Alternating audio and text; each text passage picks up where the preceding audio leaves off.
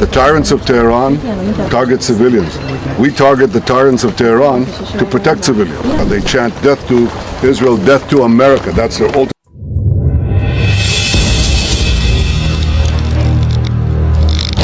सच की आवाज देश के साथ।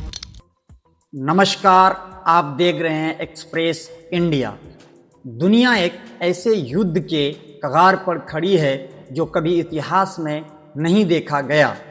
अमेरिका और इजराइल ने ईरान पर ऐसा हमला किया कि ईरान के supreme leader ayatollah Ali Khamenei की मौत हो गई। तेहरान में धमाके, दुबई और दोहा की स्काई लाइन में मिसाइलें, कतर की LNG फैक्ट्री जल रही है और अब हिजबुल्लाह भी मैदान में कूद पड़ा है। क्या ये तीसरा विश्व युद्ध है या सिर्फ मिडिल ईस्ट का सबसे बड़ा संघर्ष? आज के इस वीडियो में हम पूरी कहानी स्टेप बाय स्टेप कवर करेंगे। लाइक, शेयर और सब्सक्राइब करना ना भूलें क्योंकि अपडेट्स रुकने वाले नहीं हैं। चलिए शुरू करते हैं। दोस्तों, ये सब 28 फरवरी 2026 की रात शुरू हुआ। अमेरिका के राष्ट्रपति डोनाल्ड ट्रंप और इजराइल ने संयुक्त ऑपरेशन लॉन्च किया। ऑपरेशन एपिक फेरी और ऑपरेशन लायंस रोअर। उद्देश्य बिल्कुल साफ था, ईरान का न्यूक्लियर प्रोग्राम खत्म करना, बैलिस्टिक मिसाइलें नष्ट करना और रिजीम चेंज की कोशिश। पहले ही घंटों में 2000 से ज़्यादा टारगेट पर हमले, तेहरान के दिल में स्ट्राइक्स और सबसे बड़ा झटका खामनेई की मौत। ईरान की रेड क्रिसेंट के मुताबिक अब तक 555 लोग मारे गए, जिसमें स्कूल की 100 बच्चियां भी शामिल है। ट्रंप ने कहा, हम अभी शुरू भी नहीं हुए, वेव तो आना बाकी। The entire military command is gone as well, and many of them want to surrender into saving their lives. They want immunity.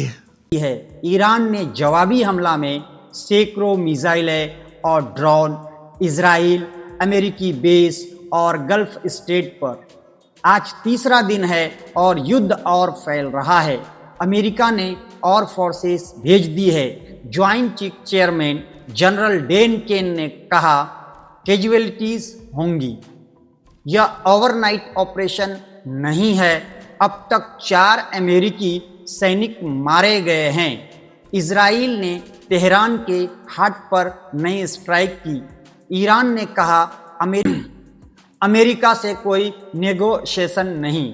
Hezbollah ने लेबनान से इजराइल पर अटैक बढ़ा दिए। 31 लोग लेबनान में मारे गए। ईरान के प्रॉक्सी इराकी मिलिशियाई अमेरिकी बेस पर हमले कर रहे हैं। ट्रंप ने ग्राउंड ट्रूप्स भेजने से इनकार नहीं किया। जरूरत पड़ी तो भेजेंगे। यह युद्ध 4-5 हफ्ते तक चल सकता है या उससे भी ज़्यादा। अब सबसे चौंकाने वाली बात, युद्ध अब गल्फ में फैल गया। ईरान ने दुबई, अबू धाबी, दोहा, बहरीन, कुवैत पर मिसाइलें दागी। दुबई एयरपोर्ट बंद। बुर्ज अल अरब के पास धमाके।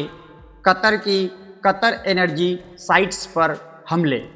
LNG प्रोडक्शन ठप। सऊदी ऑयल रिफाइनरीज टारगेट पर। कुवैत में अमेरिकी एम्बेसी कंपाउंड पर हमला। एक US fighter jet friendly fire में गिरा। गल्फ देश UAE, कतर, सऊदी गुस्से में हैं। उन्होंने ईरान की निंदा की, कहा यह हमारी संप्रभुता का उल्लंघन है। अब ये देश अमेरिका, इजराइल के और करीब आ रहे हैं। ऑयल प्राइस 8% बढ़ गई। स्ट्रेट ऑफ हॉर्मोज में शिपिंग लगभग रुक गई है। दोस्तों, ये सिर्फ मिडिल ईस्ट की बात नहीं, पूरी दुनिया हिल गई है। ऑयल और गैस की कीमतें आसमान छू रही है। Stock market crash. Global economy खतरे में। IAEA कह रहा है न्यूक्लियर साइट्स पर डायरेक्ट हमला नहीं हुआ है, लेकिन ईरान का क्लेम कुछ अलग है। ईरान की एयर डिफेंस कमज़ोर हो गई है।